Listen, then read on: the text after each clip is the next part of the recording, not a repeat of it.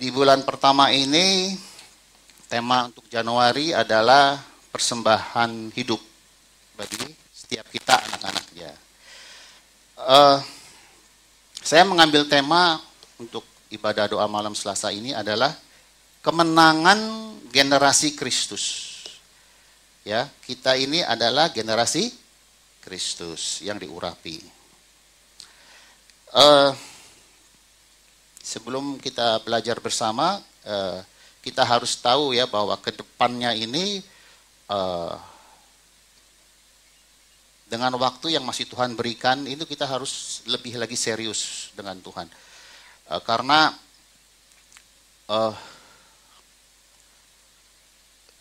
sebelum Tuhan datang untuk menjemput kita gerejanya, kekasihnya, Tuhan sedang mencari di seluruh muka bumi ini orang-orang yang bersungguh-sungguh hati kepada Dia. Untuk apa? Untuk mengerjakan sesuatu yang besar.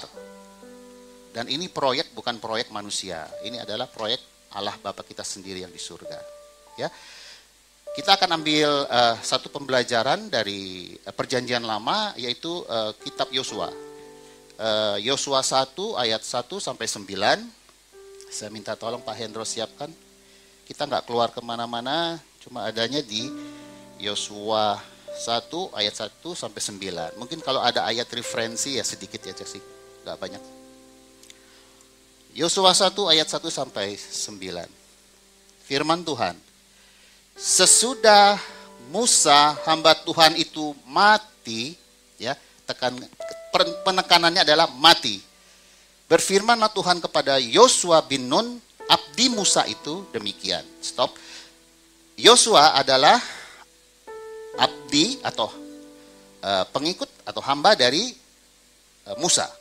Nah, saya suka sekali ya. Alkitab itu kalau kita baca berulang-ulang, Tuhan akan terus memberikan kita pengertian yang baru, pencerahan dari Roh Kudus. Untuk kita diperkaya akan rohani. Rohani itu bersifat kekal adanya. Ya. Tidak seperti yang lain itu hanya bersifat sementara. Rohani itu kekal dan absolut. Ya, segala sesuatu yang dinilai secara rohani itu kekal dan absolut di hadapan Tuhan. Ya. Kenapa sampai dikatakan sesudah Musa hamba Tuhan itu mati? Kita harus menyadari bahwa kita ini hidup di dunia ini sama seperti Musa. Nggak mungkin kekal, nggak mungkin. Pasti satu waktu, satu saat kita akan sama seperti Musa, mati. Ya, jadi jangan mimpi kalau bilang aku mau hidup 1001 tahun lagi di dunia ini. Nggak mungkin, Bapak Ibu Saudara. Contoh aja, Musa, tokoh besar di Perjanjian Lama, mati. Ya, nah, ada 3 hal dari Yosua 1 sampai ayat 1 sampai 9 yang akan kita belajar bersama-sama malam hari ini. Yaitu sekarang kan di poin pertama Musa mati, berarti kita harus bisa belajar yang benar dan yang baik dari tokoh Musa. Ya. Kenapa sih sampai gini loh. Dari Pentatuk ya ke ibu itu, Kejadian, Keluaran, Imamat, Bilangan, Ulangan, langsung kan masuk si Yosua nih. Tapi luar biasanya firman. Sebelum kita masuk Yosua lebih dalam, Tuhan ingatkan bahwa Yosua ini hanya penerus dari generasinya si Musa. Nah, Musa ini mati, berarti tadi saya katakan semua manusia itu hidup di dunia hanya bersifat sementara. Ya. Nah, dijabarkan akan kebaikan Musa selama dia hidup menumpang di muka bumi ini, apa yang dia lakukan yang benar dan yang baik, itu kita lihat. Ya.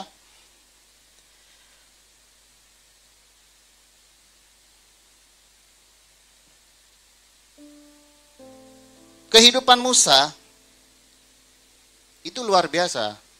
Dia itu dikenal Tuhan dengan berhadapan muka dengan muka, face to face. Jadi tokoh Alkitab di Perjanjian Lama nih yang bisa berbicara face to face dengan Tuhan, muka dengan muka, itu Musa, hanya Musa. Itu kejadiannya di mana? Waktu Tuhan memberikan 10 perintah Allah di Gunung Sinai. Ya. Jadi ini tokoh Musa, tokoh yang luar biasa. Ya.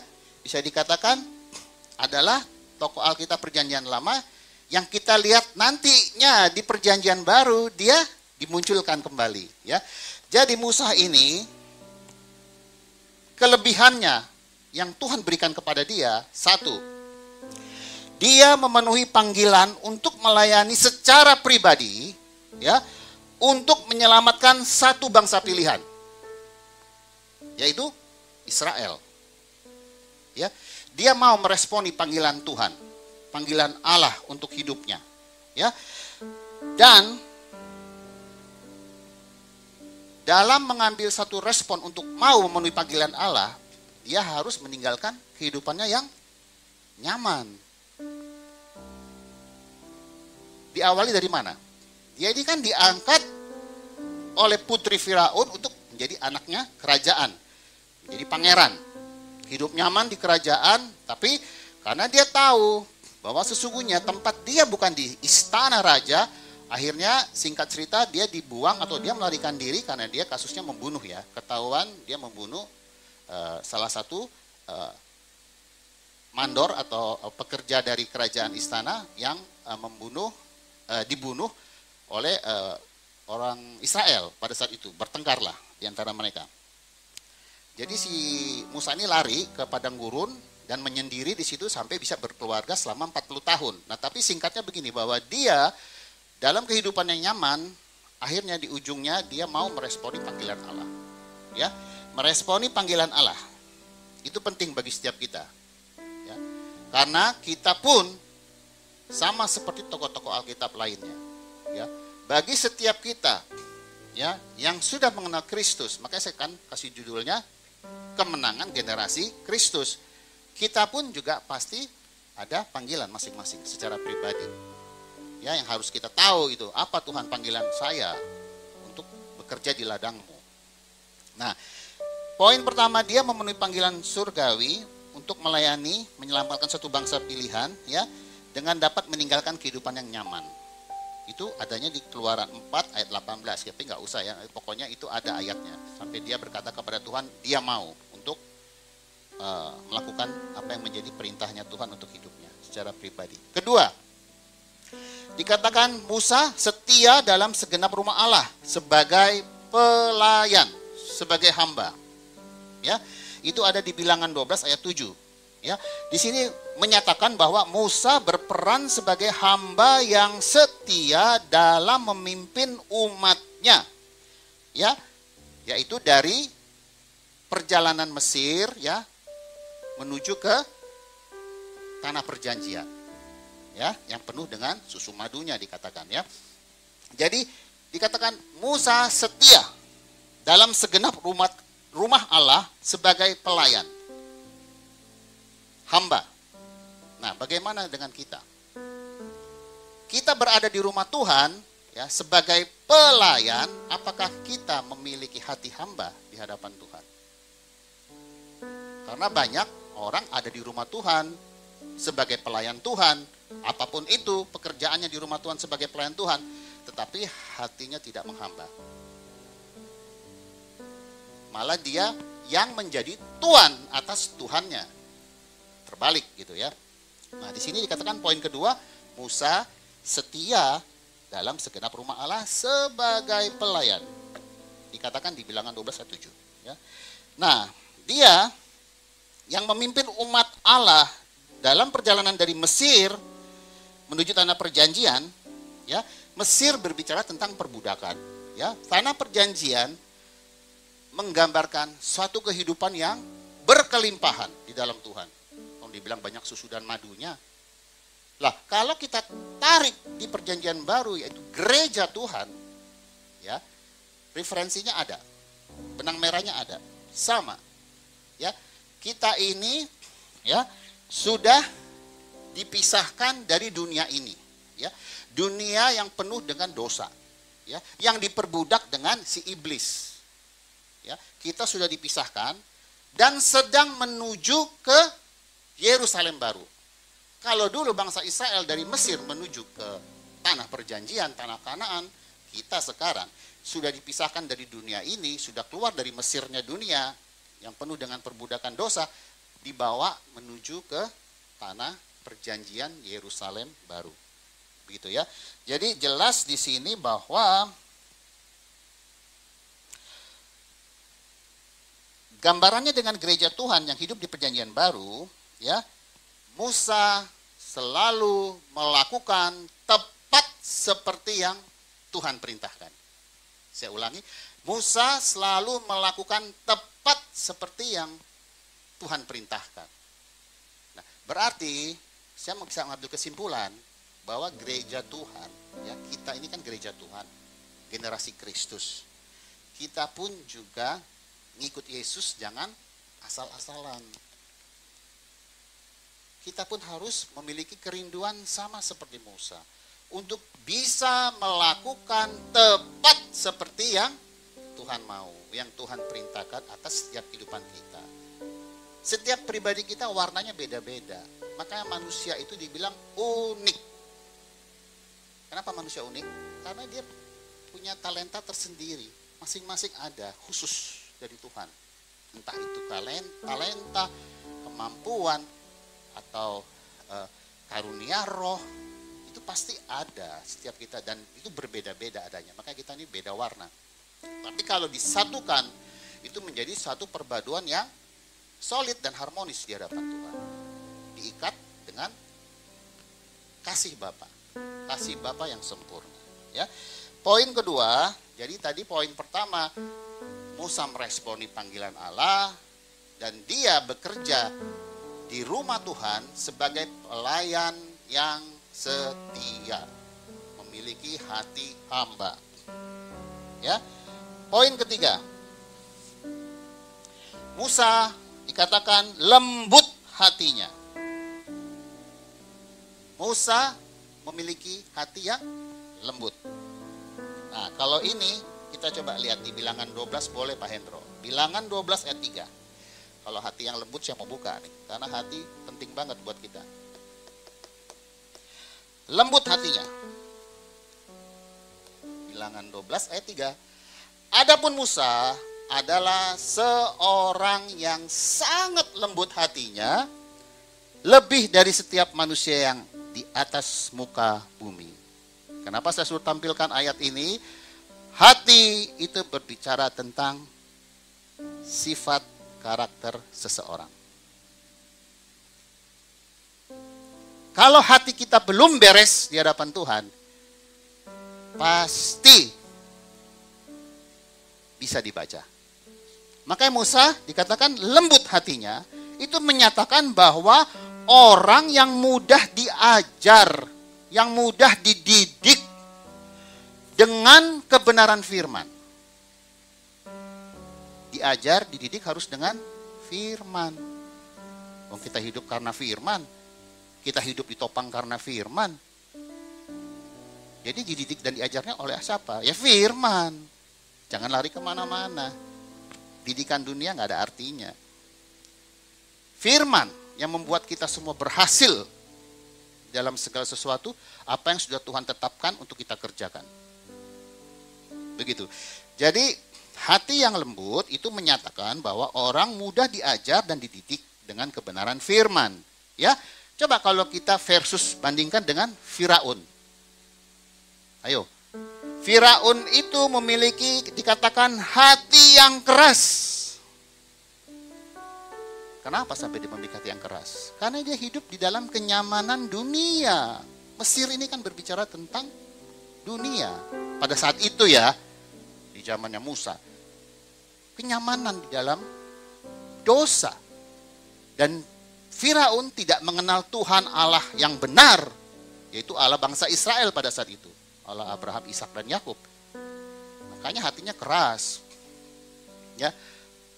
Jadi alangkah baiknya kita yang sudah dikatakan pengikut Kristus, ya, percaya Yesus sebagai juru selamat, sebagai Tuhan dan Allah secara pribadi. Ayo kita mulai mau memiliki kelembutan hati sama seperti Musa. Dalam arti apa? Mau diajar sama Tuhan, mau dididik sama Tuhan melalui rohnya, Roh Kudus. Ya, Roh Kudus itu kan selalu saya katakan guru besar kita. Untuk apa sih? Supaya kita apa? Serupa dengan Kristus. Nah, nanti tujuannya apa? Ya itu tadi, dapat menyelesaikan tugas kita. Kita ini kan saya sudah pernah bilang bahwa kita ini kan hidup di sini kan bukan di dunia ini bukan cuma numpang lewat. Kalau kita sudah dipilih, berarti Tuhan punya purpose untuk hidup kita, punya tujuan yang harus kita selesaikan sebelum kita kembali ke rumah Bapa. Bukan dengan kekuatan kita perlu Roh Kudus, perlu firman yang menopang kita, agar kita dapat tiba dengan selamat di tujuan Yerusalem baru, ya, dalam kasih Bapa yang sempurna. Jadi tadi sudah ya, poin 3 harus memiliki hati yang lembut. Ini contoh kan dari Musa nih, yang harus kita bisa menjadi panutannya kita lah. Dia itu kan jadi pola hidupnya orang benar. Setelah memiliki hati yang lembut, dikatakan poin keempat, Musa ini penuh pengorbanan dalam melayani. Dia penuh pengorbanan, nggak hitung-hitungan. Musa ini. Jadi sebenarnya karakter sifatnya Musa ini dia ambil dari Kristus ya. Pada saat Yesus lahir tuh kita tahu bahwa ternyata sumbernya ini si Yesus nih, si Firman, Sang Firman. Makanya kok Musa di poin keempat dikatakan dia penuh pengorbanan dalam melayani. Yesus kan begitu, kalau melayani itu nggak hitung-hitungan. Dan dia tulus, memiliki hati yang tulus untuk melepaskan yang terikat, menyembuhkan yang sakit, atau memberitakan kabar baik bahwa kerajaan Allah sudah dekat padamu, bertobat, ayo mau masuk surga enggak, kalau enggak ya itu pilihanmu, ya, bukan paksaan dari Tuhan kalau kita enggak mau ikut Yesus. Nah terus dia memiliki pengorbanan, penuh pengorbanan, ya, bukan mengorbankan yang dilayani. Dia memiliki penuh pengorbanan di dalam melayani. Beda dengan mengorbankan yang dilayani. Itu intrik, motivasinya tuh jelek ya. Saya melayani di sini supaya yang saya layani supaya bisa apa ya, memberi atensi khusus ke saya, supaya yang saya layani mengidolakan saya, supaya yang saya layani memberkati saya dengan berkat yang macam-macam lah gitu. Jadi maksudnya motivasi itu nggak lurus. Dia melayani bukan penuh dengan pengorbanan, tapi mengorbankan yang dilayani. Ya, punya intrik ya, supaya hidupnya makmur. Dengan cara yaitu tadi, nyaru sebagai pelayan Tuhan. Gitu. Nah ini Tuhan ini berbicara untuk gerejanya hari-hari ini. Itu gereja berbicara tentang tubuh Kristus. Jadi jangan kita pikir, oh Tuhan lagi bicara untuk siapa ya ini? Enggak, untuk gerejanya. Gerejanya, tubuhnya. Karena hari-hari ini Yesus sedang mendandani tubuhnya. Sebelum dia menjemput gerejanya, kalau gerejanya kotor, masa sih dia mau jadiin mempelai? Masih punya berhala, punya idol-idol kecil yang lain, hatinya tidak melekat kepada Bapa di surga, ya. Seperti tadi, dipanggil Tuhan untuk bekerja di ladangnya ogah-ogahan, setengah-setengah, terus melayani di dalam rumah Tuhan tidak dengan segenap hati, ya, tidak memiliki hati hamba, terus hatinya keras, susah diajar, susah dididik oleh rohnya. Terus yang keempat ini, melayani bukannya penuh dengan pengorbanan, tapi justru mengorbankan yang dilayani gitu loh.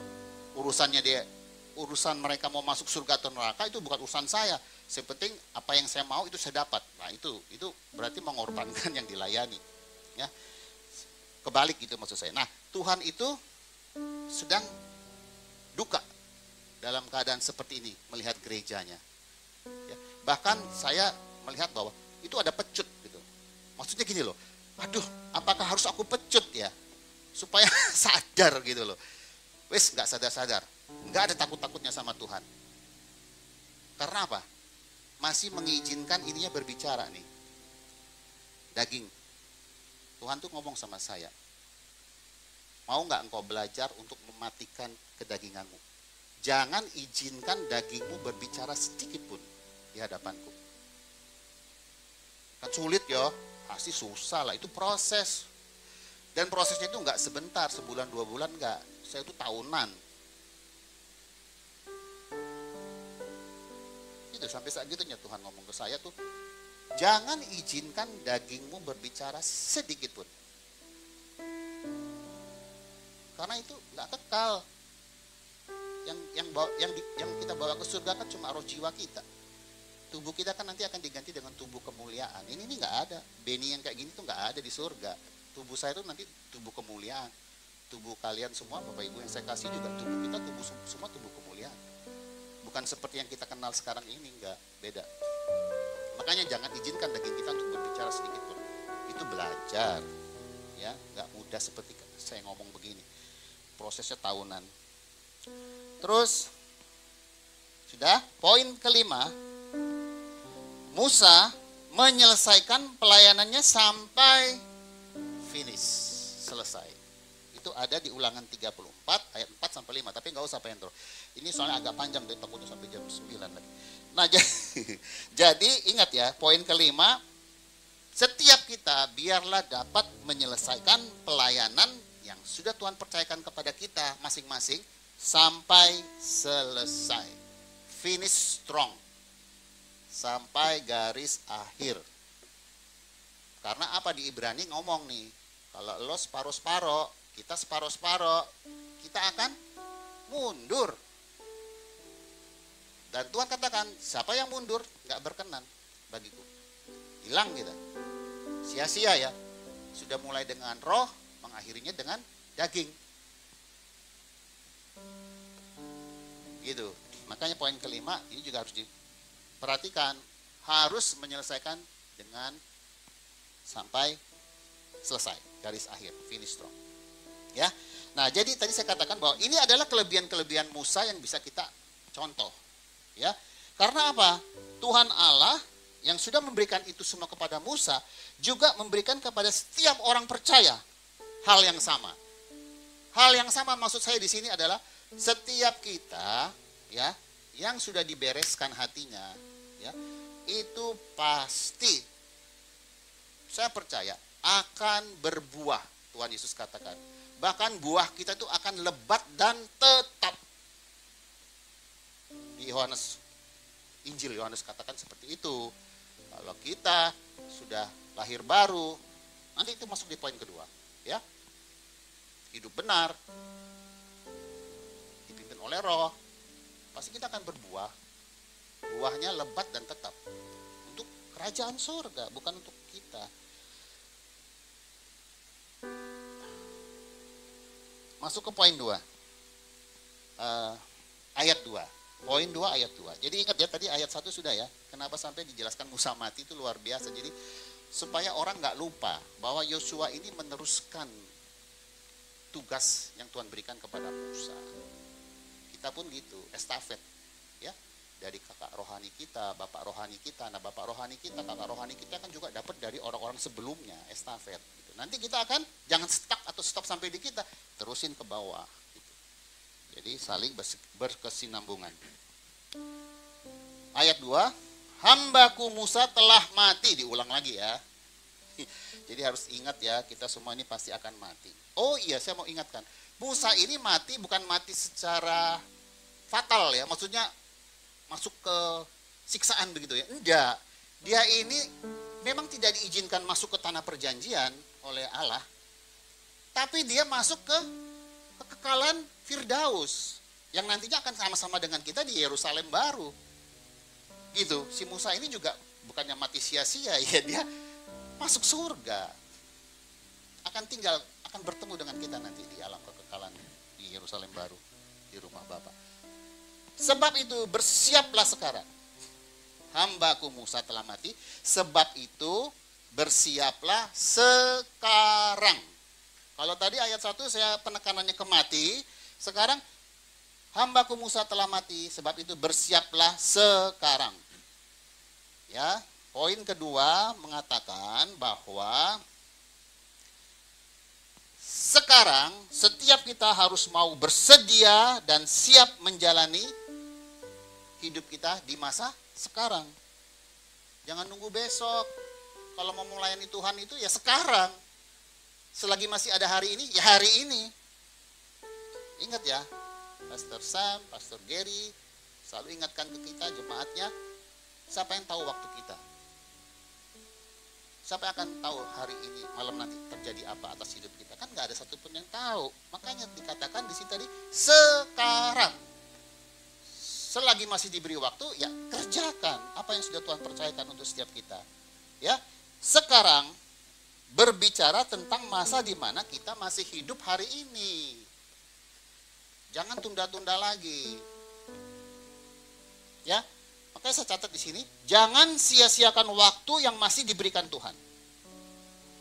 Ya, jangan malas. Jangan berleha-leha. Jangan merasa nyaman dengan hidup ini ya. Cari dan mengerti kehendak Tuhan. Setiap hari kita harus cari dan mengerti kehendak Tuhan itu apa sih yang harus aku kerjakan hari-hari ini. Wong tadi Musa dikatakan sudah mati, generasi penerusnya Yosua yang akan memimpin bangsa itu ke tanah perjanjian sekarang. Pak Hendro, tolong Pak Hendro. Seberangilah sungai Yordan ini, engkau dan seluruh bangsa ini, menuju negeri yang akan kuberikan kepada mereka, kepada orang Israel itu. Ini kan janjinya Bapa Allah kita kepada nenek moyangnya Israel kan, Abraham, Ishak dan Yakub toh. Kita ada janji gak buat kita? Ada. Dikatakan setiap kita yang percaya akan masuk surga. Yesus bilang, akulah jalan, kebenaran, dan hidup. Kalau engkau percaya kepadaku, aku akan bawa engkau ke rumah Bapakku di surga. Gitu. Jadi ini selalu saya mengambil gambaran di perjanjian baru kita gereja Tuhan. Pada saat itu Tuhan menyatakan Israel masuk ke perjanjian tanah Kanaan, kita sekarang akan dibawa ke Yerusalem baru. Ya, jadi kenapa dikatakan sekarang? Tadi sudah dijelaskan ya, untuk mencari dan mengejar mengerti kehendak Tuhan. Ya, mau nggak kita mendapatkan sesuatu yang lain yang daripada Tuhan, extraordinary ya. Jangan yang biasa-biasa, Tuhan kita itu dahsyat kok. Ya toh, sebagai orang percaya harus dong memiliki iman bahwa kita bisa melakukan sesuatu yang extraordinary, sesuatu yang luar biasa, yang tidak biasa-biasa, yang tidak seperti biasa-biasa. Tapi dengan cara apa tadi? Ya itu tadi, langkah-langkahnya untuk berkemenangan sebagai generasi Kristus. Bisa percepat aja. Jadi ingat ya bahwa dikatakan seberangilah sungai Yordan, itu adalah mengatakan bahwa kita ini ya diperlukan karakter yang sudah diubahkan. Diperlukan karakter yang sudah diubahkan untuk meraih janji-janji Tuhan. Menjadi pemenang, ya, menjadi saluran berkat dalam bentuk apapun. Nah, itu kita harus memiliki hati yang sudah diubahkan, memiliki karakter yang sudah diubahkan oleh Tuhan sendiri. Karena menyeberangi sungai Yordan itu berbicara tentang Yesus kan dibaptis di sungai Yordan. Nah, kita pun harus melewati 3 baptisan. Baptisan air, yaitu berbicara tentang pertobatan, ya. Kedua, baptisan Roh Kudus. Kita harus dibaptis Roh Kudus dengan tujuan supaya kita bisa berjalan seirama dengan Tuhan dalam rohnya. Tuhan ke utara, kita ke selatan, nggak masuk. Jadi kenapa sampai kita perlu dibaptis air? Melambangkan pertobatan. Kenapa harus dibaptis Roh Kudus? Supaya kita hidup di dalam pimpinan Roh Kudus, ya, karunia-karunia Roh Kudus dipenuhi, hidup kita kekayaan rohani itu, kita dapat berjalan seirama dengan Tuhan di dalam rohnya. Kemana Tuhan pergi, pasti kita akan ikut. Baru ketiga, baptisan api. Baptisan api ini berbicara tentang pemurnian. Pemurnian atas setiap kita melalui penderitaan, bukan melalui kekayaan. Yang namanya menderita, ya kita kan pasti kan mengeluh dan lain sebagainya. Justru melalui penderitaan itu ya kita dibaptis secara api untuk mendapatkan kekuatan di dalam memasuki penderitaan itu. Dan keluar timbul seperti emas murni di hadapan Tuhan. Itu sebagai pemenang. Di mana itu adanya? Matius 3 ayat 11. Boleh Pak Hendro, sebentar Pak Hendro. Matius 3 ayat 11.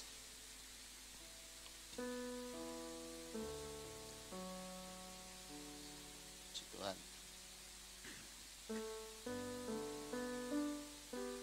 Ini Yohanes Pembaptis yang ngomong ya, bukan Yohanes murid yang 12 Yesus, ke-12 murid Yesus, bukan. Ini Yohanes Pembaptis ngomong. Aku membaptis kamu dengan air sebagai tanda, tadi saya katakan pertobatan. Tetapi Yesus yang datang kemudian daripadaku lebih berkuasa daripadaku, dan aku tidak layak melepaskan kasutnya. Ya, siapa dia? Dia Tuhan kok, aku kan cuma penciptanya. Maksudnya si Yohanes begitu. Ia akan membaptiskan kamu dengan Roh Kudus dan dengan api. Dengan Roh Kudus tadi saya katakan supaya kita dipenuhi dengan karunia-karunia Roh, memiliki keintiman dengan Tuhan, dan dapat berjalan seirama dengan Tuhan melalui Roh-Nya. Baru dengan api, supaya kita mendapatkan kekuatan di saat menghadap atau dihadapkan masalah yang membuat kita menderita. Penderitaan. Apapun itu. Dengan baptisan api, kita kuat. Karena apa? Ada Roh Kudus di dalam kita. Pada saat tangan Tuhan ada di atas kepala Bapak, Ibu, Saudara, dan saya, itu kita tuh merasa kayak terbakar gitu loh. Terbakar bukan arti terbakar dalam arti yang sebenarnya kalau kita lagi kebakar di tangan kena lilin atau bukan. Ini terbakarnya kita tuh memiliki satu emosi yang meluap-luap tapi beda. Itu sesuatu yang kita merasa bahwa Tuhan, Engkau sungguh ya begitu mengasihiku. Aku menyadari tanpa Engkau aku bukan siapa-siapa, dan hidupku bergantung mutlak hanya kepadamu. Begitu ya. Jadi catatan bahwa kalau kita sudah ada di dalam hidup dalam mengiring Yesus 3 baptisan ini, pasti kita akan cakap dan cerdas secara rohani di dalam menjalani hidup ini. Kalau kita sudah mengalami 3 baptisan ini, saya katakan bahwa kita pasti akan cakap dan cerdas rohani di dalam menjalani hidup ini. Tantangan apapun, seberat apapun, saya percaya apapun yang Tuhan izinkan itu justru untuk mendewasakan kita di dalam Dia, memurnikan kita di dalam Dia, timbul seperti emas murni tadi saya katakan. Dan terlebih lagi bahwa saudara akan tampil beda dengan orang-orang di luar sana yang belum percaya Yesus.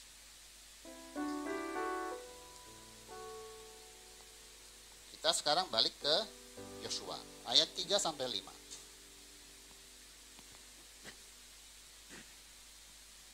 Itu 6 dan 9 selesai. 3 dan 5. Setiap tempat yang akan diinjak oleh telapak kakimu, Tuhan ngomong nih ke Yosua, kuberikan kepada kamu seperti yang telah kujanjikan kepada Musa. Terus dari padang gurun dan gunung, terus ya pokoknya itulah ya daerah yang sudah Tuhan tetapkan untuk dimenangkan oleh bangsa Israel melalui Yosua. 5. Seorang pun tidak akan dapat bertahan menghadapi engkau seumur hidupmu. Ini jaminan dari Tuhan ya. Untuk setiap kita juga ini berlaku, saudara. Seorang pun tidak akan dapat bertahan menghadapi kita seumur hidup kita. Karena apa? Tuhan katakan kok di Yohanes 28, aku menyertai engkau sampai pada kesudahannya, sampai pada akhir zaman. Berarti ini berlaku untuk setiap kita. Tidak ada seorang pun akan dapat bertahan menghadapi kita seumur hidup kita. Seperti Tuhan menyertai Musa, demikian juga Tuhan akan menyertai Yosua pada saat itu dan setiap kita. Aku akan membiarkan engkau dan aku tidak akan membiarkan engkau dan tidak akan meninggalkan engkau. 6. Oh, enggak, itu nanti 6 yang part ketiga. Jadi di sini dikatakan bahwa begini. Kalau kita melangkah sama Tuhan, enggak usah takut. Tapi jangan konyol ya. Maksudnya gini, makanya saya bilang perlunya hubungan intim dengan Roh Kudus gitu loh. Kalau Roh Kudus bilang jangan, jangan. Tapi kalau Roh Kudus bilang langkah, langkah. Ada jaminan kok Tuhan sertai kita. Ini tujuannya untuk lebih dalam. Berbicara ini apa? Melawan dan mengalahkan tipu muslihat iblis, ya, untuk hari-hari ini di satu daerah, satu tempat, satu kelompok atau satu pribadi yang notabene mereka ini dalam keadaan masih diikat, masih ditunggangi oleh si iblis. Kita lihat ya di Efesus 6 ayat 12. Ya. Jadi kita ini juga harus hidup hari-hari ini memiliki kepekaan. Karena masih banyak orang di luar sana ya, baik satu tempat, daerah, kelompok, pribadi, itu yang masih diikat dengan kuasa gelap. Ya. Karena perjuangan kita bukanlah melawan darah dan daging, tetapi melawan pemerintah-pemerintah, melawan penguasa-penguasa, melawan penghulu-penghulu dunia yang gelap ini, melawan roh-roh jahat di udara. Nah, kalau Tuhan tugaskan kita untuk membebaskan mereka dan memerdekakan mereka, ya, dari keterikatan ini, jangan takut. Asal tadi saya katakan betul-betul yakin ini Tuhan yang suruh. Jangan konyol tadi saya katakan. Kalau memang Tuhan nggak suruh, jangan sok-sok jagoan ya. Itu juga nggak berhasil, nggak menghasilkan buah. Malah takutnya kita dipermalukan ya. Karena Tuhan kan tidak perintahkan. Ada beberapa kasus Tuhan nggak suruh perang, mereka berperang kalah. Atau mereka masih berbuat dosa berperang kalah. Jangan.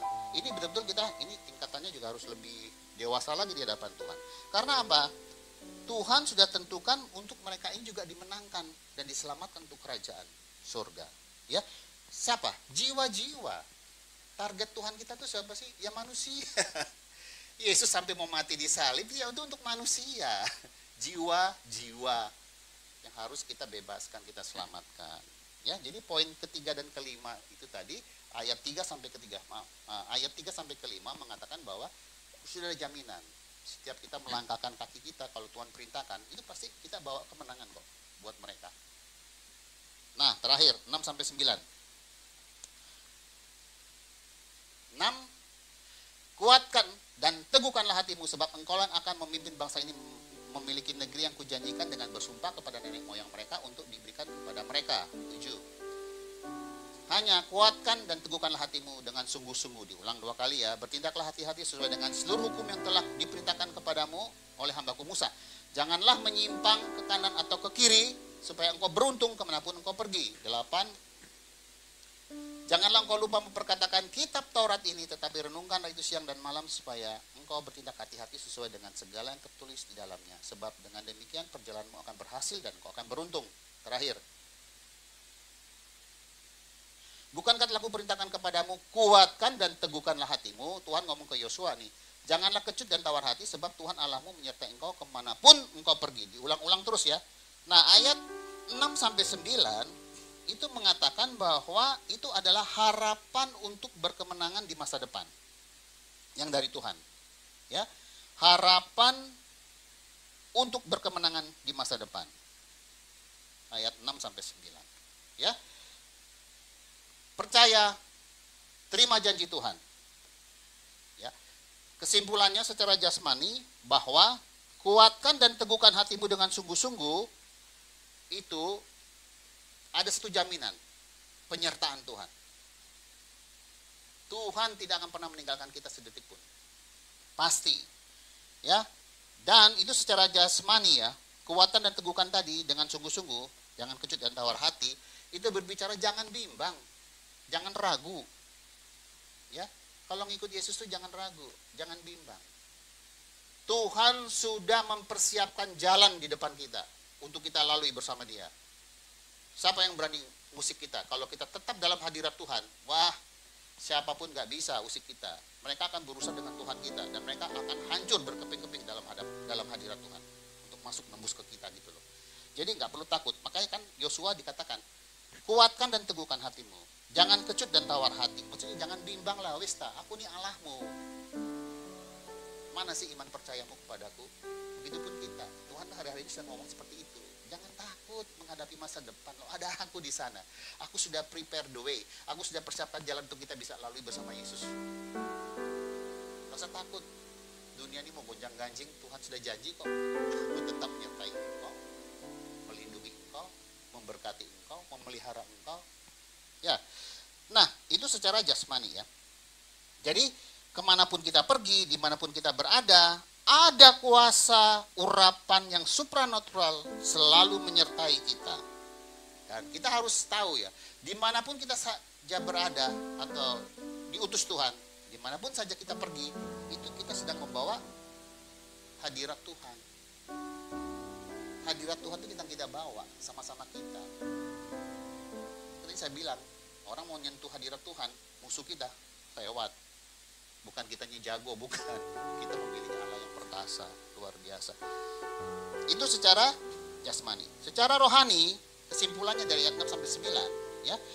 Jangan menyimpang ke kanan dan ke kiri, jangan lupa memperkatakan firman, renungkan dan lakukan firman itu siang dan malam, ya. Itu yang membuat kita berhasil di dalam Tuhan. Jadi tidak cukup hanya mendengarkan pengajaran seperti ini atau khotbah pendeta-pendeta di YouTube, nggak cukup. Tidak cukup hanya dengan membaca firman hari-hari, apa itu, nggak cukup. Memang itu bagus, tapi Tuhan bilang nggak cukup. Ya. Hanya juga mendengar nasihat dari guru-guru rohani atau kata-kata rohani, nggak cukup. Berarti apa dong harus ngapain? Lakukan. Kita belajar firman itu untuk kita praktekkan. Lah bagaimana kita bisa tahu kalau firman itu hidup kalau kita nggak praktekkan? Jadi hanya sebatas knowledge aja. Oh Tuhan baik, oh Tuhan mengasihi, oh Tuhan panjang sabar, oh Tuhan begini, oh Tuhan begitu. Tapi kita sendiri tidak pernah mengalami secara pribadi akan kasih Tuhan yang begitu luar biasa. Jadi kesimpulan secara rohani, ya Tuhan sudah ingatkan, jangan neko-neko. Kalau Tuhan bilang A ya A, jangan tawar-menawar sama Tuhan, itu loh, jangan mau menyimpang ke kiri, ke kanan. Terus apa? Setelah baca firman, renungkan, jangan cuma lewat aja. Siang dan malam, perkatakan firman, jangan asal-asalan. Saya dapat dari Tuhan. Kalau kita memperkatakan firman itu, perlu siapa? Roh Kudus. Roh Kudus, tolong aku untuk memperkatakan firman-Mu. Itu bisa terjadi. Ya, renungkan siang dan malam, perkatakan dan lakukan. Tuhan katakan, lakukan. Tuhan perintahkan apa? Lakukan. Lakukan dan lakukan. Jaminannya apa? Perjalanan kita, Tuhan akan buat berhasil dan beruntung. Di sini berbicara tentang kemakmuran, prosperity di dalam Tuhan. Udah gak miskin rohani lagi kita. Kita kaya rohani, murah memberi, memiliki karakter Kristus, ya toh? Kemanapun kita berada, kemanapun kita pergi, dimanapun kita berada, hadirat Tuhan ada sama-sama kita. Itu semua satu paket. Jadi biarlah firman Tuhan malam ini sungguh memberikan satu pencerahan bahwa kita sebagai generasi Kristus itu kita harus hidup dalam kemenangan. Jangan mau kalah, jangan mau kalah dengan situasi kondisi yang ada. Jangan mau kalah dengan problema atau penderitaan yang sedang kita alami, ya. Itu justru mendewasakan kita di dalam Tuhan. Ya, baptisan air sudah kita lewati, kita sudah masuk dalam pertobatan. Baptisan Roh Kudus, saya percaya kita juga semua sudah dipenuhi oleh Roh Kudus, ya. Karunia-karunia roh, talenta, itu semua kita sudah mulai asah, ya, sudah mulai dipertajam oleh Tuhan untuk setiap kita yang ada di tempat ini. Karunia api, ayo, siapa yang belum punya karunia baptisan api, maaf tadi saya bisa baptisan. Baptisan api, minta Tuhan supaya aku dapat kuat di dalam Engkau, di dalam menghadapi situasi kondisi apapun di dalam hidup yang Kau izinkan boleh aku lewati bersamamu. Itu aja ya. Jadi saya percaya bahwa bacaan firman Yosua 1 ayat 1 sampai 9 malam hari ini yang kita pelajari bersama itu biarlah memberkati bagi setiap kita, ya, bahwa belajar yang baik dan benar dari tokoh Musa di masa hidupnya di muka bumi ini, terus sekarang seberangilah sungai Yordan, berarti kita sudah harus siap dan bersedia untuk menjalani apa yang sudah Tuhan perintahkan untuk kita lakukan. ya, yang harus kita kerjakan.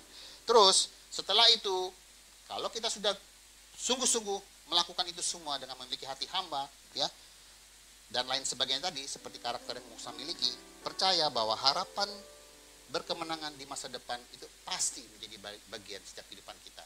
Ya, dari 2 juta lebih bangsa Israel yang keluar dari tanah Mesir, itu yang masuk cuma Yosua, Kaleb, sama generasi yang lahir di padang gurun, anak-anak kecil, dan mungkin sebagian agak sedikit dewasa. Tapi sesepuh-sesepuh, tua-tua Israel yang keluar dari Mesir tidak bisa masuk ke tanah perjanjian karena mereka memberontak kepada Tuhan. Berarti kesimpulannya, jangan anggap aman. Kita sudah dikeluarkan dari perbudakan dunia ini, jangan terus pasti kita masuk di Yerusalem baru. Nah, nggak mungkin. Kalau kita tidak mau mengambil pembelajaran dari tokoh-tokoh Alkitab sebelumnya, kita pun jangan-jangan masuk di golongan bangsa Israel yang mati di padang gurun.